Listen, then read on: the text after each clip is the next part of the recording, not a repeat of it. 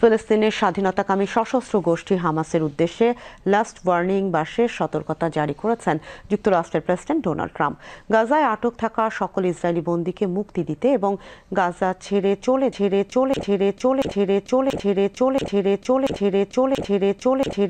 হয়েছে। সংবাদ বলছে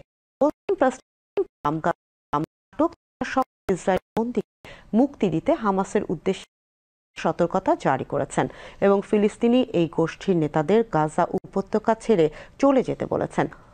সোশ্যাল মিডিয়ায় দেয়া পোস্টে ট্রাম্প হুঁশিয়ারি উচ্চারণ করে বলেছেন, বন্দীদের মুক্তি না দিলে চড়া মূল্য দিতে হবে।